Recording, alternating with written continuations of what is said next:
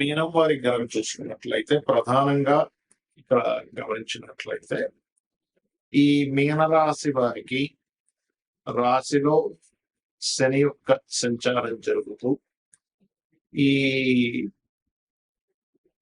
పంచమ స్థానంలో ఉపనయన స్థానము, సంతాన స్థానము, ప్రేమ వ్యవహారానికి సంబంధించిన రాజకీయ సంబంధించిన స్థానం పంచమ స్థానం. కాబట్టి అక్కడ మీకు జూలై 15వ తేదీ నుంచి ఆగస్టు 13వ తేదీ వరకు కంబస్ట్ అవుతుంది గ్రహం. అంటే అస్తంగత్వ దోషంలోకి వెళ్తుంది. మరి ఈ అస్తంగత్వ దోష ఫలితాలు ఎలా ఉంటాయి, ఎటువంటి విషయాల పట్ల జాగ్రత్త వహించాలి, ఏ దేవత ఆరాధన చేయాలి అనేటువంటి అంశాలు చెప్తుంది. నేను చెప్పిస్తుంది సాక్షాత్ లలిత అమ్మవారిగా భావిస్తూ ఆ లలితాంబిక అమ్మవారి యొక్క అనుగ్రహం మీకు పరిపూర్ణంగా కలగాలని మనస్ఫూర్తి కోరుకుంటూ ఇక్కడ ఎప్పుడైతే ఈ మౌఢ్యమే ఏర్పడుతుందో పంచమంలో, ఇక్కడ ఎవరైతే చూడండి మనకి జూలై 15 నుంచి ఆగస్టు 13 మధ్యలో అంటే దాదాపుగా ఒక 25 రోజుల పాటు అనుకోండి, 23 రోజుల పాటు దాదాపు అయితే 25 రోజులు అయితే ఈ సమయంలో మీరు ఎట్టి పరిస్థితుల్లో కూడా ఉపనయనాది సంస్కారం కానివ్వండి, అంటే మౌఢ్యంలో ఎవరు చేయడం మీకు అస్సలు మనకి రాదు చెప్తున్నాను. మరియు మరొక విషయం ఏంటంటే ఉపనయన సంస్కారాలు, రాజకీయ సంబంధంగా తీసుకునే నిర్ణయాలు, సంతానం కోసం IVF చేయించుకునేటప్పుడు ఈ పంచమ స్థానంలో గురువు కంబస్ట్ అస్తంగత్వ దోషం, మౌఢ్యమి దోషంలోకి వెళ్ళాడు. కాబట్టి ఈ విషయంలోని స్నేహాలు చేసేటువంటి అంశంలోని, రాజకీయ నిర్ణయాల విషయంలోని, షేర్ మార్కెట్ సంబంధించిన అంశాలలో చాలా జాగ్రత్తగా ఉండాలి. అలాగే మరొక విషయం ఏంటంటే ఇక్కడ రాహు రెండులో ఉన్నందుకు విదేశీ యోగానికి ఖచ్చితంగా కలుగుతాయి. ధైర్యంగా కొన్ని నిర్ణయాలు కూడా తీసుకుంటారు. కేతువు 6వ స్థానంలో ఉన్నందుకు ఇక్కడ ఈ కేతువు శుక్రుడు కలిసి ఉంటున్నారు. కాబట్టి స్త్రీ మూలకంగా ఏవైనా అనవసరమైనటువంటి వివాదాలు ఏర్పడే ఛాన్సెస్ ఉంటాయి. కాబట్టి ఈ విషయంలో చాలా జాగ్రత్తగా ఉండండి. ఎంత మీకు షేర్ మార్కెట్ లో ఎక్స్పీరియన్స్ ఉన్నాయి, ఈ మౌఢ్యమి సమయంలో మాత్రం 1-4 సార్లు క్లీన్ గా దాన్ని అనాలిసిస్ చేసుకుని ముందుకు వెళ్ళండి. అన్ని విధాలా మీకు బాగుంటుంది. మరియు మీరు చేయవలసిన దేవతారాధన, సూర్య ఆరాధన ఎక్కువగా చేయాలి. పంచమంలో రవి ద్వారానే మీకు కంబస్ట్ అవుతుంది. కాబట్టి ఎంత సూర్య భగవాను ఆరాధన చేస్తుంటే మౌఢ్యం యొక్క ప్రభావం ఉంటుంది. ఈ మౌఢ్యమి సమయంలో అసలు ఎలాంటి పనులు చేయాలి, పనులు చేయకూడదు చాలా మంది అడుగుతున్నారు. వివాహాలు, నిశ్చితార్థాలు, గృహ ప్రవేశాలు, గృహ ఆరంభాలు చెయ్యరు.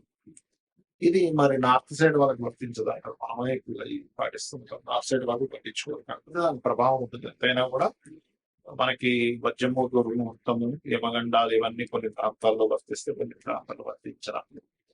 అలాగే మరి ఇది అలా అవుతుందా అంటారు చాలా మంది, కానీ ఇది అలా ఉండదు. యూనివర్సల్ గా ఇది దాని ప్రభావం చూపిస్తుంది. వాళ్ళు కూడా ఇది పాటించాలి. వాళ్ళు పాటించట్లేదు కానీ పాటించాలి అక్కడ నివసించే వాళ్ళు. ఎందుకంటే మనం చూడండి, ఇప్పుడు రాక్ ఉంది, ఇక్కడ పాటిస్తున్నారు చాలా మంది. మీరు కనుక తమిళనాడులో గనక నివాసం ఉన్నట్లయితే ఖచ్చితంగా రాక్ కాలాన్ని పాటించాలి. ఇక్కడ ఉన్నప్పుడు వజ్రము, దుర్ముహూర్తము, అదేవిధంగా యమగండం పాటించాలి. కానీ ఈ మౌఢ్యానికి సంబంధించిన ప్రపంచం మొత్తం పాటించాలి. అయితే చాలా మంది ఈ మౌఢ్యానికి కొన్ని తెలియని కొన్ని ఎలా అంటే రెగ్యులర్ గా చేసేవి కూడా అవుతూ ఉంటారు. అంటే అలాగా ఉద్యోగం వచ్చింది, ఉద్యోగంలో జాయిన్ అవ్వాలి, మౌఢ్యంతో సంబంధం లేదు, అది మీ యొక్క జీవితానికి సంబంధించినటువంటి మీ నిత్య జీవితంలో మీకు డబ్బులు రావాలంటే కాబట్టి మౌఢ్యంతో సంబంధం లేదు. అలాగే రెంటిల్లు మారుతున్నారు, పెద్దగా సంబంధమైనది కాకపోతే మౌఢ్యంలో అవాయిడ్ చేస్తే మంచిది. అంతేగాని పెద్ద తనలో ఏదో వస్తుందని మాత్రం అనుకోకండి. అదే విధంగా ఇంకొంతమంది కొన్ని మరమ్మతులు చేయించుకుంటూ ఉంటారు ఇంట్లో. ఏమైనా వాస్తు దోషం ఉంది, మౌఢ్యంలో చేయించుకోవచ్చు, ఏమి సంబంధం లేదు. నువ్వు సెట్ చేసుకునే దానికి చేసుకోవచ్చు. ఎలా అయితే ఔషధ సేవన విషయంలో ఫలానా నక్షత్రాలు మంచిదని చెప్తాడు, కానీ నీకు అత్యవసరం ఉన్నప్పుడు వ్యక్తికి అత్తు గురి చేశాడు, బ్లడ్ వచ్చేస్తాం, అమ్మ ఇప్పుడు మౌఢ్యం ఉందండి, ఈ రోజు ముహూర్తం ఉంది, వర్జం ఉంది, లేకపోతే యమగండం ఉంది, ఇప్పుడు హాస్పిటల్ వెళ్ళకూడదు అంటే ఎలా?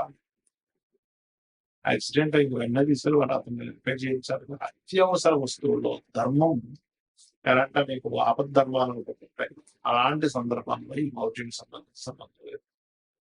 అలాగే మరొక విషయం ఏంటంటే, ఇప్పుడు నేను మీకు ఇందాక ఒక్కొక్క రాశి వాళ్ళకి మీకు చెప్తూ వచ్చా ఈ మౌఢ్యమే సంబంధించిన విషయం. మేషం వారికి ఈ ప్రాపర్టీ విషయంలో, వృషభం వారికి అగ్రిమెంట్స్ అని, మిథునం వారికి దాని విషయంలో, కర్కాటకం వారికి అప్పుల విషయంలోని, లేకపోతే బాధ్యత నష్టంలోని, సింహం వారికి ఇన్వెస్ట్మెంట్స్ అని, కన్య వారికి బిజినెస్ రిలేటెడ్, కుల వారికి జాబ్ సంబంధించిన, మరియు అదేవిధంగా వృచ్చికం వారికి దూర ప్రాంతాలు సంస్కారాలు, ధనస్సు వారికేమో షేర్ మార్కెట్ అండ్ ఇన్సూరెన్సెస్, మకరం వారికేమో వివాహ సంబంధించిన, మరియు ఈ కుంభం వారికేమో మన ఏదైతే ఇందాక చెప్పుకున్నామో ఈ అప్పులు ఇవ్వడం తీసుకోవడం, జాబ్ సంబంధించిన, మరియు అదేవిధంగా శత్రుత్వాల విషయంలో మీనం వారికి సంతాన సంబంధించిన. ఎందుకు అంటే వాళ్ళ లగ్నం నుంచి ఆ భాగం వస్తారు. అన్ని విషయాలు కాదు, పర్టికులర్ గా వాళ్ళ పర్సనల్ చార్ట్ లో ఈ విషయంలో జాగ్రత్తగా ఉండాలి. యూనివర్సల్ గా జరిగే కొన్ని శుభకార్యాలకు ఎందుకు శుభకార్యాలు చేయరా సమయంలో అంటే గురువు యొక్క దృష్టి, శుక్రుడి యొక్క దృష్టి, రవి యొక్క కిరణాల చేత, రవి గతి సమీపంలో వెళ్ళడం వల్ల వాటి యొక్క ప్రభావం తగ్గిపోతుంది. వాటి ప్రభావం ఎప్పుడైతే గురువు ప్రభావం తగ్గిపోయిందో అక్కడ జరిగేటువంటివి ఏంటి, యూనివర్సల్ గా జరిగేవేంటి, బంగారం యొక్క ధర సంబంధించిన విషయంలో బాగా డౌన్ ఫాల్ సరే ఇంకా చిత్రంగా ఫ్లక్చువేట్ అవ్వడం ధరల విషయంలో జరుగుతుంటుంది ఆ టైంలో. అలానే మీరు చాలా మంది ఏంటంటే, నేను చాలా సార్లు చెప్పాను, 1 year నుంచి చెప్తున్నాను, బాగా పెరుగుతుంటుంది, తగ్గుతుంటుంది, 50 సార్లు జరుగుతుంది. ఇక్కడ చాలా మంది చేసే మిస్టేక్ ఏంటంటే, వాళ్ళ జన్మజనకాలలో రవి గురువులు పాడైపోయి తెలియక వద్దు బంగారంలో ఇన్వెస్ట్మెంట్ చేస్తున్నారు. దానివల్ల తెలియకుండా హైలో ఉన్నప్పుడు తగ్గినప్పుడు అమ్మడం జరుగుతుంది.